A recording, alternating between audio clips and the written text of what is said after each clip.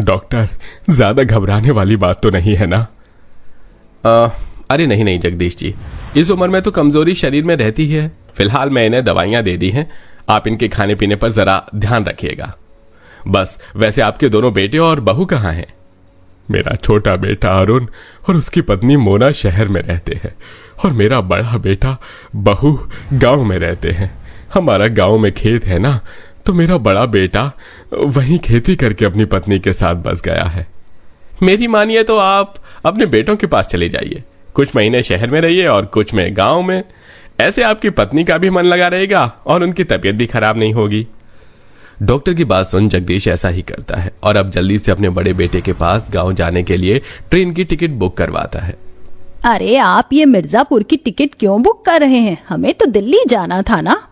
मैंने पहले सोचा कि हम गांव चलते हैं। गांव की ताजी हवा और वहां के अच्छे खाने से तुम्हारी सेहत पर अच्छा असर पड़ेगा। शहर में तो बस अब प्रदूषण ही रह गया है।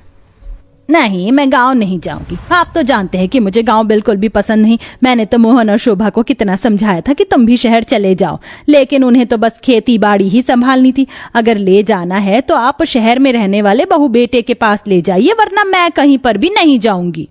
अपनी पत्नी के जिद करने पर मोहन को अब दिल्ली की टिकट बुक करनी पड़ती है।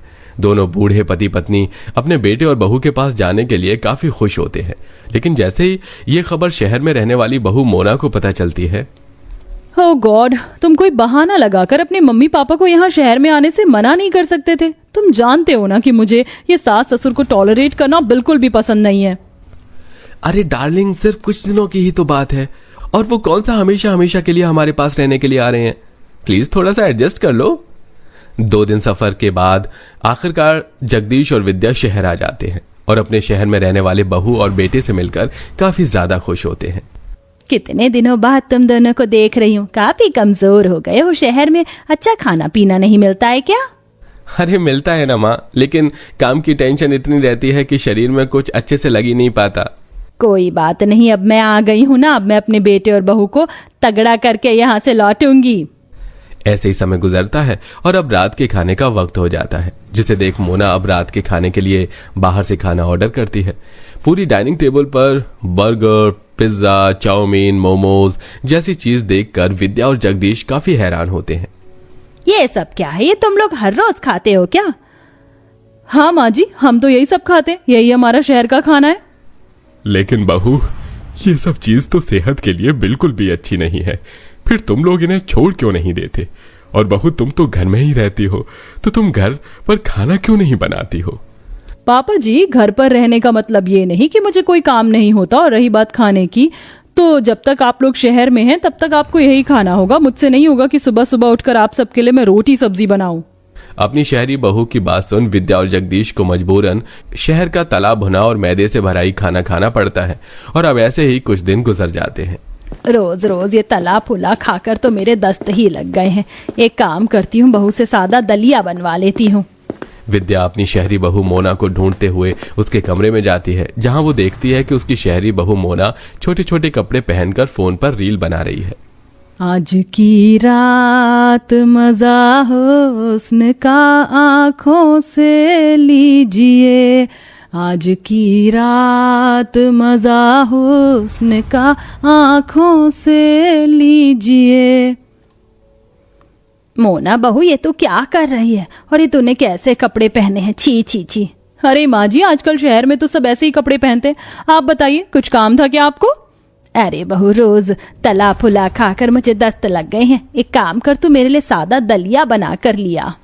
मोना अपनी सास के लिए दलिया बनाने की बजाय ओट्स बनाकर ले आती है, जिसका पहला निवाला खाते ही विद्या उसे थूक देती है। हाय हाय बहू, ये क्या खिला दिया तूने? मुझे इससे अच्छा तो तू मुझे जहर खिला देती। अपनी सास ससुर की उम्र देखते हुए भी मोना उनके लिए घर में एक बार भी खाना नहीं बनाती, जिसके चलते अब दोनों बूढ़े सास ससुर को हर दिन बाहर का ही खाना खाना पड़ता है। हर रोज बाहर का खाना खाकर उन दोनों की हालत खराब होने लगती है। अरे, घर की बहुएं अपने सास ससुर की कितनी सेवा करती हैं, उनके लिए अच्छा अच्छा खाना बनाती हैं, और एक हमारी बहू है जो आए दिन बस हमें बाहर का ही खिलाती रहती है। कोई बात नहीं जी, बहू शहर की रहने वाली है ना, इसलिए उसे ये सब खाना ही पसंद है। आप आराम करिए, मैं बहू के पास से पेट दर्द की दवाई लेकर आती हूँ। विद्या जैसे ही अपने शहरी बहू के कमरे तक जाती है। बस अरुण, बहुत हो गया। अब मैं तुम्हारे मम्मी पापा को और बर्दाश्त नहीं कर सकती। तुम्हारी माँ ने तो मुझे पागल करके रख दिया है। आए दिन मुझे बस यही भाषण देती रहेंगी कि बहू घर पर खाना बनाकर घर का खाना खाओ, ये फलाना ढिमाका। लेकिन अब और नहीं, अगर तुम्हारे मम्मी पापा अब एक और दिन भी यहाँ रहे तो मैं अपने मायके चली जाऊंगी।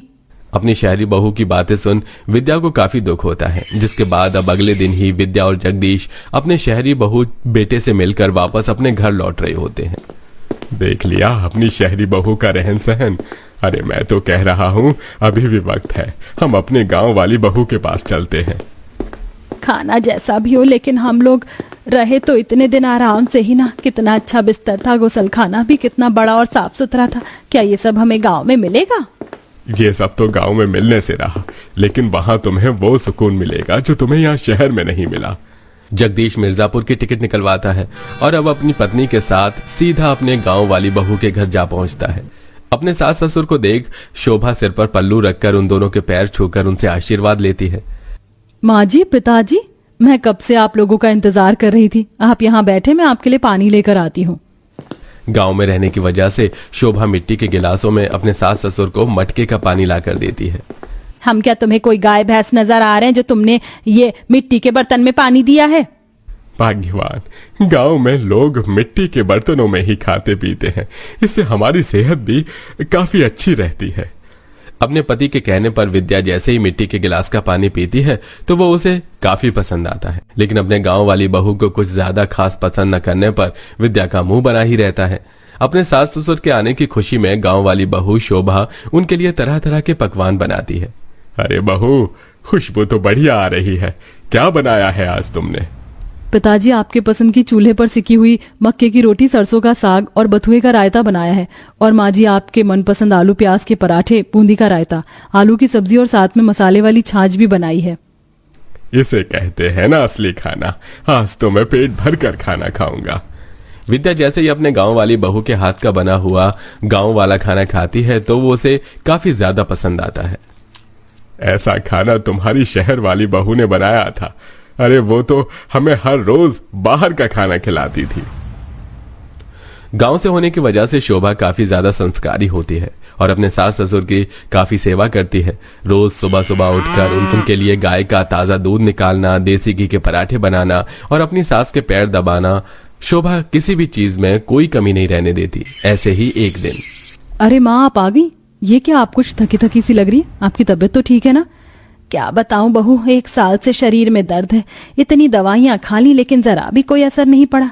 लगता है अब मेरे जाने का वक्त आ गया है। अरे माँ जी, शुभ शुभ बोलिए। अभी तो आपको अपने पोते पोती की शादी भी देखनी है। आप फिक्र मत करिए। अब देखिए मैं कैसे आपके इस शरीर के दर्द को हमेशा हमेशा के लिए खत्म करती हूँ। शोभा अब अगले दिन से हर रोज सुबह शाम अपनी सास को गाय भैंस का दूध खाने में देसी घी, हरी सब्जियां, पनीर और पालक लौकी का जूस देती है और साथ ही अपनी सास को हर रोज सुबह की सैर पर भी ले जाती है। तो क्यों मुझे सुबह सुबह सैर के लिए लेकर आती है? शहर में भी मैं सैर पर जाती थी लेकिन इसका कोई असर नहीं पड़ा। तो आप वहाँ पर नंगे पैर घासों पर नहीं चलती होंगी ना? और वहाँ तो इतना प्रदूषण भी होता है। यहाँ देखिए कितनी ठंडी ठंडी घास है, ऊपर से कितनी साफ सुथरी और अच्छी हवा चल रही है। अपने गांव वाली बहू के नुस्खे और उसके बनाए हुए खाने की वजह से विद्या सिर्फ कुछ समय में ही काफी हद तक ठीक हो जाती है और अब उसके शरीर में कमजोरी और दर्द बिल्कुल ना के बराबर होता है। इसी के साथ अब विद्या की शहरी दवाइयां भी छूट जाती हैं। देखा, गांव वाली बहू के हाथ के खाने का नतीजा। स्वाद के साथ साथ सेहत भी ठीक कर दी उसने। अब बोलो, कौन सी बहू अच्छी है, शहर वाली या गांव वाली? शोभा बहू, तेरे गांव में रहने की वजह से मैं तुझे कुछ ज्यादा खास पसंद नहीं करती थी और हमेशा अपनी शहर वाली बहू के गुणगान करती थी। लेकिन मैं जब तुम दोनों के घर पर रही तो मुझे पता चला कि मेरी हीरा बहू कौन सी है। तू मुझसे नाराज तो नहीं है ना बहू? अरे नहीं माँ जी, आप कैसी बातें कर रही हैं? आप तो मेरी माँ हैं और एक बेटी अपनी माँ से कभी नाराज हो सकती है क्या? विद्या और जगदीश अब हमेशा हमेशा के लिए अपनी गांव वाली बहू के साथ ही रहने लगते हैं। वहीं शोभा भी अपने सास ससुर की बिल्कुल अपने माता पिता की तरह सेवा करती है और हंसी खुशी उनके साथ रहती है। आपको शहर और गांव के खाने में से कौन सा खाना पसंद है? कमेंट करके जरूर बताइएगा।